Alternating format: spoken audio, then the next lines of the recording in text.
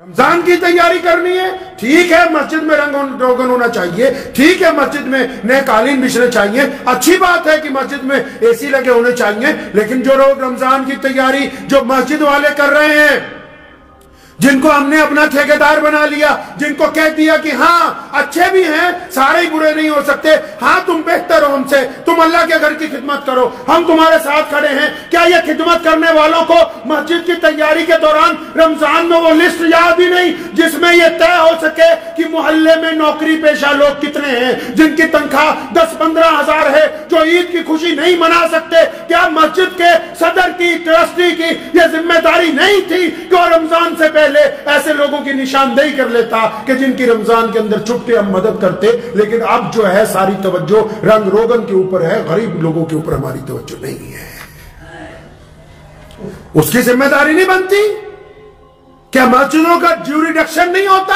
کیا مسجدوں کی حدود نہیں طے کی اللہ تبارک و تعالیٰ نے کہ تمہارے دائیں طرف کون ہے، بائیں طرف کون ہے، آگے کون ہے، پیچھے کون ہے، کون کھا رہا ہے، کون بھوکا ہے، کون مسلمان ہو یا غیر مسلم ہو؟ یہ طے نہیں کیا مسجد کے ذمہ داروں کو کہ آؤ نکل کے دیکھو تو صحیح کہ تمہارے آس پڑوس میں کتنے لوگ بھوکے ہیں جن کو رمضان میں تمہاری ضرورت ہوگی؟ تم ان بھوکوں کی تو بات ہی نہیں کرتے رمضان سے پہلے اپنے پاس بیٹھ کے۔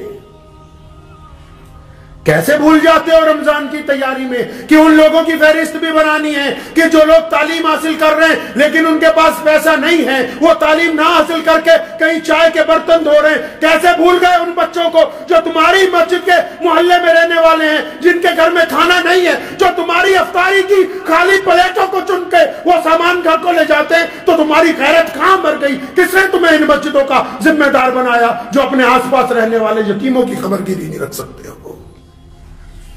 کیا کہا محمد رسول اللہ نے؟ سیدنا بلال سے بار بار پوچھتے ابھی کھانا کھانا ہے، رسول اللہ بار بار بلال سے پوچھتے کہ سامنے والوں نے کھایا، اصحاب صفہ نے کھانا کھایا، دائیں طرف والوں نے کھانا کھایا، جو قیدی بند ہے انہوں نے کھانا کھایا؟ محمد رسول اللہ نے بار بار ان کو سمجھایا کہ مسجد میں بیٹھ کے کرنا کیا ہے، اس مسجد کی بات ہی نہیں کرتے جو محمد رسول اللہ کی مسجد۔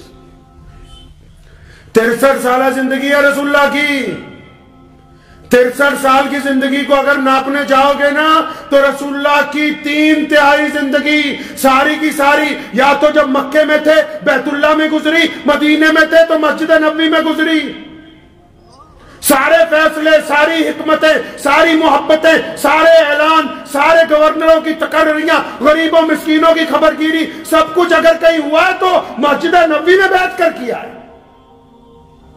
وہ مسجد کہاں گئی کہ مسجد والوں نے سال کا حساب لگانے کے لیے بیٹھ گئے کہ اچھا سال میں کتنے پیسے آئے کتنے گئے؟ یہ حساب کس نے لگانا تھا کہ سال میں ہم کتنے بچوں کو پڑھا سکے، کتنے بچوں کی ہم نے ٹیوشن کی فیس دی تھی، کتنے بچے ہیں جن کو اسکول میں ہم لوگ وردیاں دیتے رہے، کتنے بچے ہیں جن کو ہم نے MBA IPS IAS کی ڈگری کرنے کے لیے ہم نے خرچ اٹھایا، کتنے بچے ہیں جن کی ماؤں کی پیچھے سے ہم خبرگیری کرتے رہے، اور کتنے ایسے لوگ ہیں سارا سال مسجد نے جن کی یتیمی کو چھپا کر ان کا ساتھ دیا، کوئی حساب ہی نہیں تمہارے پاس، کیونکہ توجہ ہے ہی نہیں اس طرف جو محمد رسول اللہ صلی اللہ علیہ وسلم نے مسجد بنا کے دی ہے۔ ہم تو اس بات پر دستے گریبان ہیں کہ جلدی تراویحاں کہاں ہو جائیں، اور بعض لوگ تو اس حد تک گر گئے نیچے کہ ہمارے گھر میں ہی تراویح کروا دو، ہماری چھت پہ ہی کرا دو، 3 دن کی تراویح کرا دو۔ کس جگہ لکھا ہے اسلام میں کہ قرآن کی سودے بازیاں کرتے رہو؟ کوئی غیر مسلم قرآن کو کچھ کہہ دے، وہ بیلا کھڑا ہے اور خود قرآن پاک کی بے حرمتی کرتے رہو، کوئی پوچھنے والا نہیں، کوئی کچھ کہنے والا نہیں کہ میاں صاحب اپنے گھر کی چھت پر قرآن کروائیں گے، تمہارے باپ کی جاگیر ہے قرآن، یہ یتیم ہو گیا؟ جو لوگ اللہ کے قرآن سے کھلواڑ کرنا چاہتے 3 دن میں، 2 دن میں، 7 دن میں، 10 دن میں، 12 دن میں، وہ تم نے جانا کہاں ہے؟ محمد رسول اللہ نے سارے رمضان قرآن سنا اور سنایا ہے، یہ دستور کہاں سے طے کر دیا نیا مساجد کے اندر؟ اس اسلام کی بات کیوں نہیں کرتے جو محمد رسول اللہ نے عطا فرمایا ہے؟ جس اسلام کی مسجدوں کے دروازے لوگوں کے لیے، ارے غیر مسلموں نے آ کے سوال کیا مسجد نبوی میں، مسلمانوں نے نہیں۔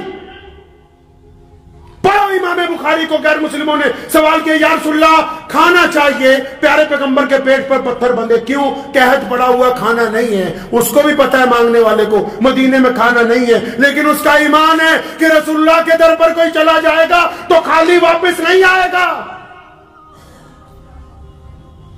तुम साहिल तुम्हारे दरवाजे पे आता है, अकड़ जाते हो। मोहम्मद रसूलुल्लाह के दरवाजे पे साहिल आया, रसूलुल्लाह के पत्थर बंधे हुए हैं, फिर भी अपने सहाबा के जुर्मुंड को कहा कौन है जो इसको खाना खिलाए, मैं जन्नत में आला खाने का वादा करता हूं। फौरन खाना ला के पेश किया गया। गैर मुस्लिम आता है, या रसूलुल्लाह कपड़े चाहिए, मेरे पास लिबास पूरा नहीं है, क्योंकि उसका भी ईमान है कि रसूलुल्लाह के दरवाजे पर जाऊंगा तो नंगों को कपड़ा दिया जाएगा।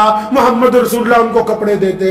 एक गैर मुस्लिम आके सवाल करता है, या रसूलुल्लाह मुझे सवारी चाहिए, मैं मुसाफिर हूं, मेरे पास सवारी नहीं है। नबी अलैहि सलाम उसको सवारी देते हैं। और ये जब मस्जिद हमने बनाई, इसमें तो किसी को एक लम्हा फालतू पंखा चलाने की इजाजत नहीं है। क्या वो उस मस्जिद से मेल खा रही जो मोहम्मद रसूलुल्लाह ने अदा की है? होते कौन हो करने वाले नमाजियों के साथ? ये इख्तियार दिया किसने कि साहिल के साथ मस्जिद का मुतवल्ली, मस्जिद का ट्रस्टी, मस्जिद का सदर किसी मांगने वाले से बदतमीजी कर जाए? ये इख्तियार तुम्हें दिया किसने?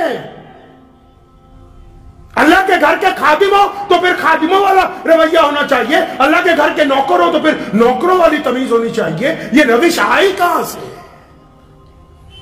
कहा किसने कि इस तरीके के साथ तुम इंसानों से वतीरा करो? जी रमजान आ रहा है, रमजान आ रहा है, रमजान आ रहा है, वो ठीक है रमजान आ रहा है, कुछ अपनी तौबा भी तो कर लो कि आज के बाद मैं कड़वा नहीं बोलूंगा, आज के बाद मैं बदतमीजी नहीं करूंगा, आज के बाद आने वालों से गंदी निगाह से नहीं देखूंगा, आज के बाद किसी बेटी के ऊपर गंदी निगाह नहीं डालूंगा, आज के बाद किसी को धक्का नहीं मारूंगा, आज के बाद किसी का दिल नहीं तोड़ूंगा।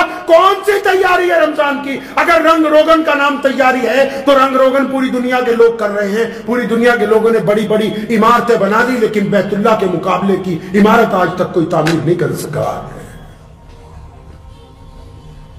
क्यों? क्योंकि जब बंदा अल्लाह के घर में जाता है ना, तो उसका दिल, उसकी रूह खुदा के घर को देख के पशमिंदा हो जाती है, आंसू जारी हो जाते हैं, अपने रब से माफी मांगता है। मस्जिद तो बनी इसीलिए थी कि परेशान हाल लोग आएंगे, दुख दर्द वाले आएंगे, एक साथ नमाज पढ़ेंगे, किसी की कोई परेशानी होगी, तकलीफ होगी, एक दूसरे को अपनी तकलीफ बताएंगे, कुछ ना कुछ एक दूसरे के कंधे से कंधा मिलाएंगे। कुछ रिवायतें ही बाकी नहीं रही। नबी अलैहिस्सलाम रमजान में फयाज हैं, रमजानुल मुबारक में बेइंतहा निशावर कर रहे हैं दौलत। और नबी अलैहिस्सलाम के जो उम्मत के लोग हैं, जिनको रसूलुल्लाह ने अपना वारिस बनाया, जिनके जिम्मे इस्लाम पकड़ाया, जिनको दीन पहुंचाया गया, उनको पता ही नहीं कि रसूलुल्लाह सल्लल्लाहु अलैहि वसल्लम की मस्जिद कैसी होनी चाहिए। लिख लीजिए दिल की तख्ती पर, मस्जिदों के जिम्मेदारों के लिए जरूरी है, पहला फर्ज है उनका आजिजी और इनकसारी। अगर वो फिरौन की तरह बोलते हैं तो फिर वो अल्लाह उसके रसूल के घर के खादिम नहीं है, वो काबिज हैं उस जगह पर, उनको कोई इख्तियार नहीं है कि वो मुसलमानों के सामने खड़े। अगर उनका लहजा फिरौन की तरह। पहली शर्त है रसूलुल्लाह की मस्जिद की खादिम की, पहली शर्त यह है कि वो आजिजी वाला हो, इनकसारी वाला हो, सबर वाला हो, हिकमत वाला हो, सुनने वाला हो, जवाब देने वाला नहीं हो।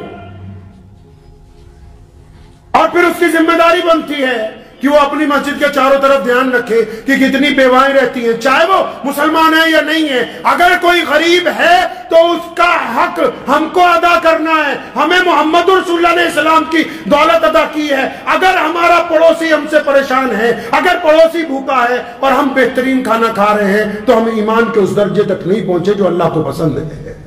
जो उम्मीद है कि आपको ये वीडियो पसंद आई होगी।